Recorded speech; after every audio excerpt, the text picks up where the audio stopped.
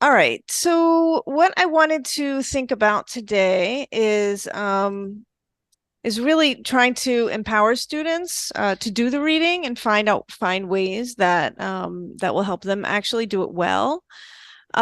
So first, I have actually a question for everybody.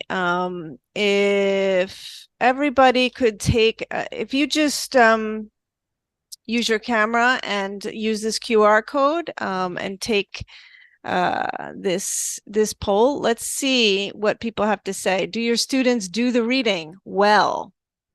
So take a minute I to, am not seeing your QR code. I'm seeing your PowerPoint window. okay, sorry about that. Hmm, yeah, it's la la la. Your screen sharing is paused.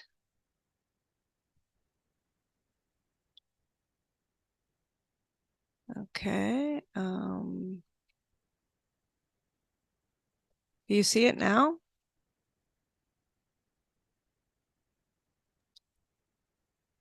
Does everybody see the screen sharing? Yeah. I Okay. see your, yeah, I see the screen. Yeah. During a minute, Okay. if you look up at the top, oh yeah, there's the QR code. Yeah. Yeah.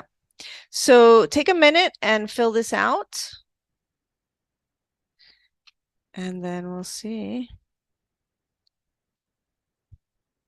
what people have to say. Present. Half of the time. Okay, so it's moving, but it seems like the majority is at half of the time. Okay, so the next question I have for everybody is how do you ensure that they read in one how do you in one word, how do you ensure that they read? Quizzes? Does anybody do anything else? Read in class? Okay, discussion, accountability. Make it interesting and they'll do the reading. Yes. Okay. Um, okay, so a lot about let us keep thinking about how we can kind of impose accountability on this. Okay, the next question is how much reading do you assign per class?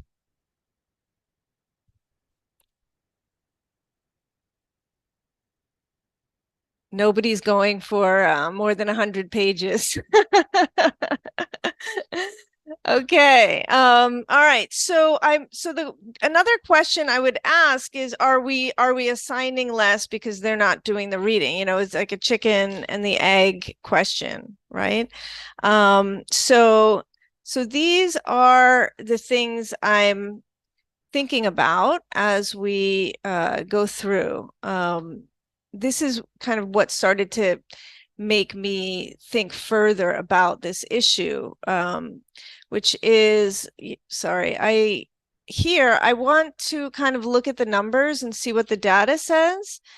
Okay, so a lot of the numbers was able to find come out of the US. But we're looking at illiteracy rates really rising.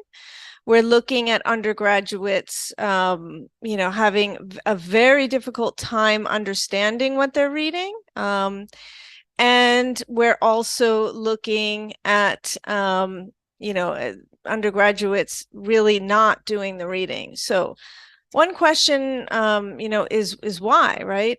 So students are obviously thinking about time constraints, difficulty in understanding the content, low reading confidence. But are there other reasons?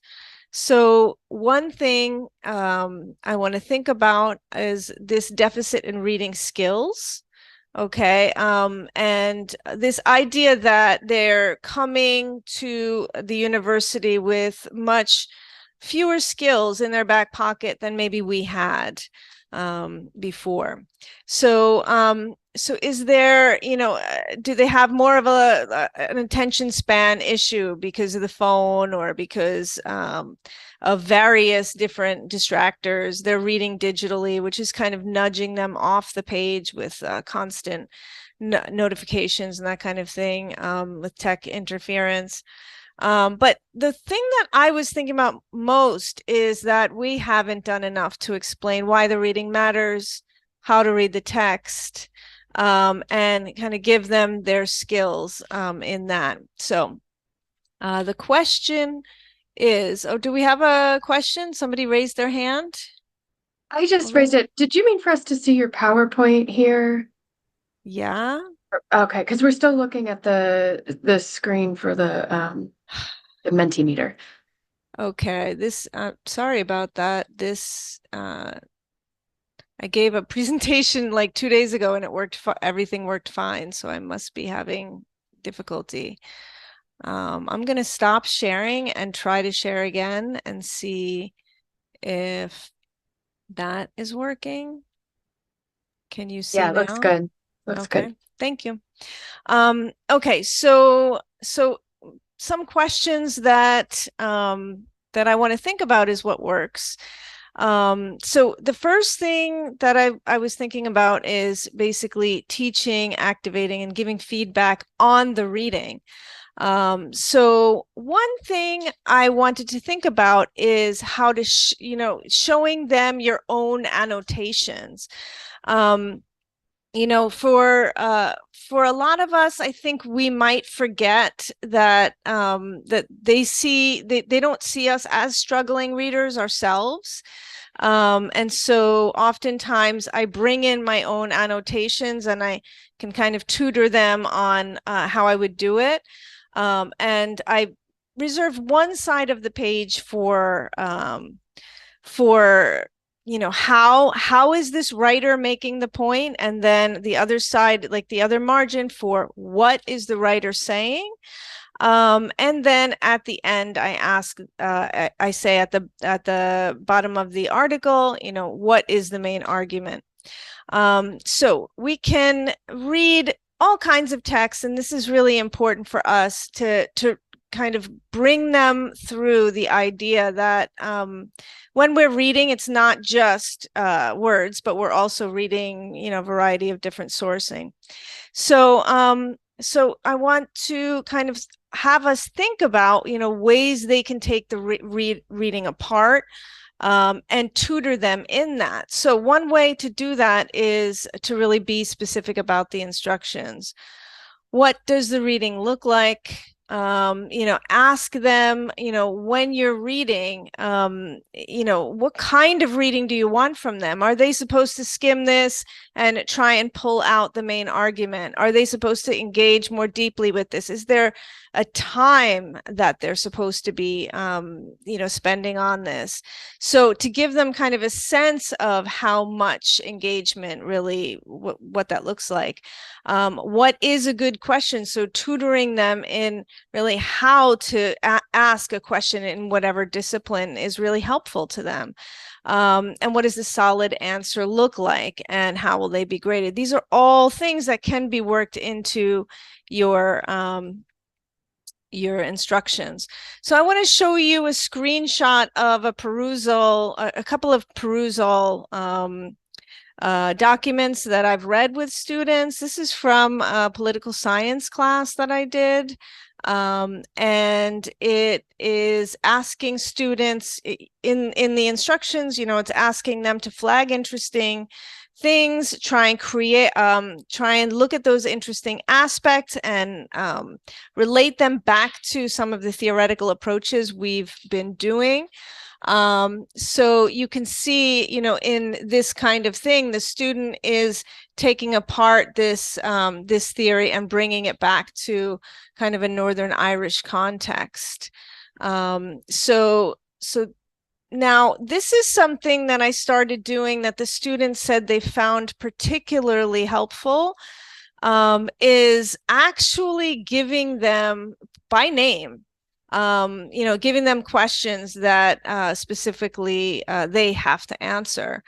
So sometimes I'll write everyone and everybody has to answer it. Sometimes I'll focus in because I know one student is really studying, developing an interest in one particular area.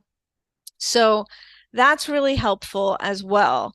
And by doing that, the students have commented when we've done that, this is really helpful because I know that I have to pay attention to the reading, but your questions that you've planted these questions in there help guide me in what I'm thinking about. So rather than, when I learned about Perusall before, from the company, they were talking about have students write 3 interesting comments and 3 questions. And you can get that basic, but I prefer to have students really focused on answering very specific questions within the context that I'm teaching. So another thing to think about is, how you're activating that reading back to the content, to other parts of the course.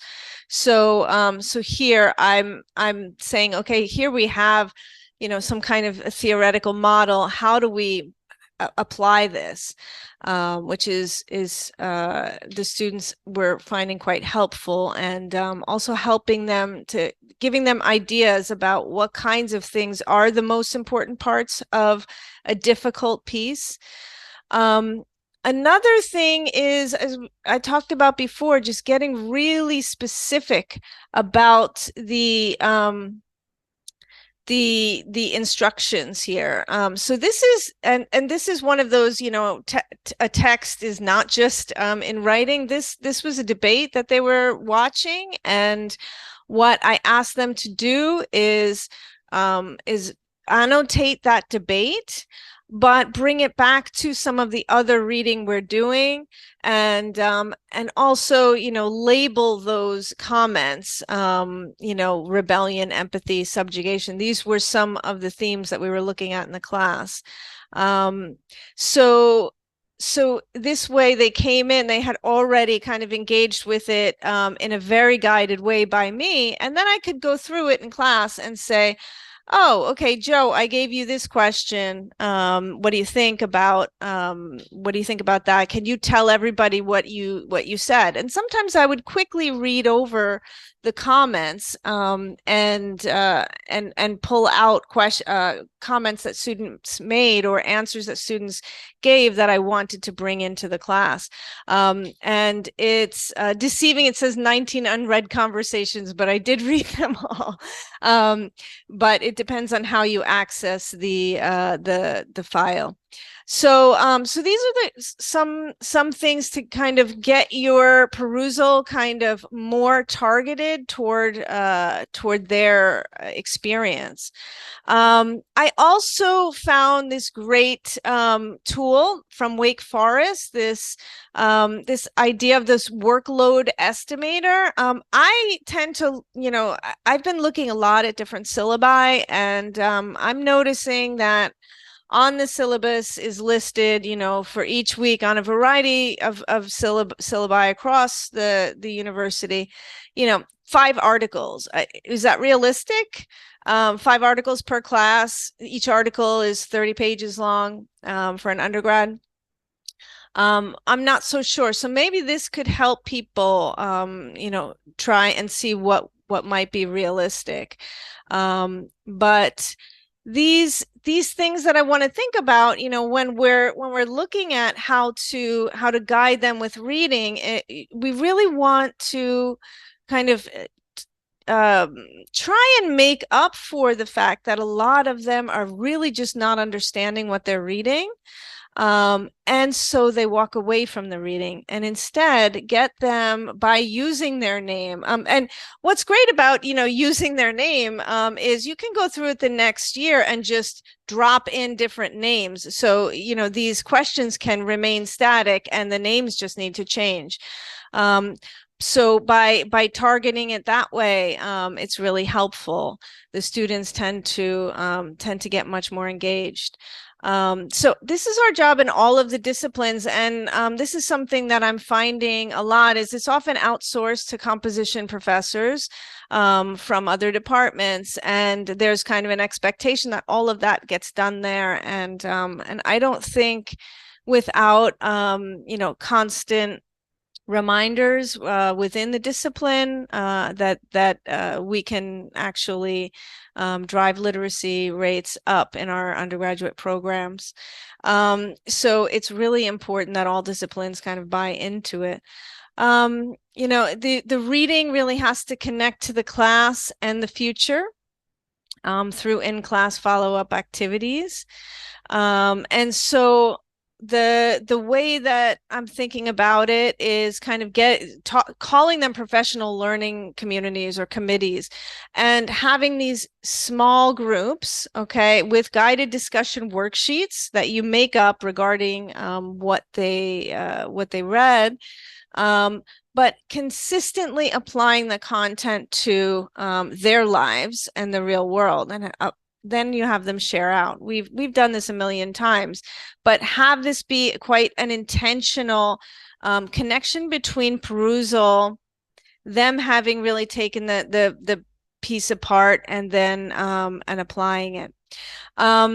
Sometimes I've also had a lot of luck with dividing the reading. So if I have a book that I want to get done, I assign each student a different chapter. They have to post a summary and discussion questions, which they can easily AI now. I understand that. But then others have to comment on it, on the Moodle, and then any of that is fair game for me to use in the midterm. So if they're not reading it at that moment, they're engaging with the text and a response to the text even later. So these things are graded, and they can be, you can put a lot of time into the grading, or you can put less time into the grading, depending on the stakes of the grading. Perusall gives you an AI element, and it allows you to click on let Perusall do the grading. I don't recommend that. The second the students feel that you're not looking at it, you kind of lose all credibility. So I would definitely recommend you grading it in some way. And throwing in some responses to really exciting, interesting comments goes a long way. So all of these ways I think we can combine and put together and allow students to take a more active role in the reading, and hopefully kind of tutor them in how to understand what they're reading and how to apply it in their lives and their fields of study. So thank you very much. Sorry about the camera problem. Someday we'll figure it out, but not today. Thanks so much, Tara, and I'm sorry for the technical issues. That was really very interesting stuff. I'm fascinated by that little comment about what do you call your small groups?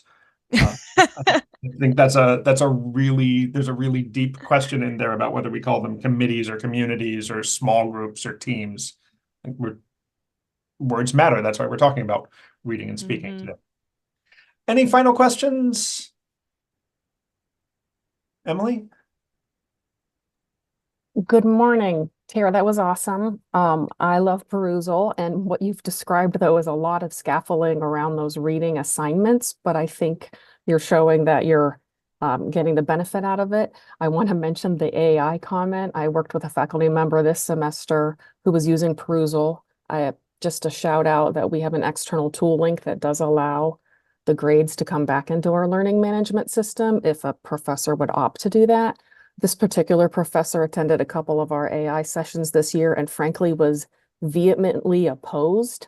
And then when I met with this person this spring with a Perusall, she ended up saying that she was surprised at how good the AI comments or evaluations on their rubric actually were, and was in fact just accepting them after reviewing them admittedly, but yeah.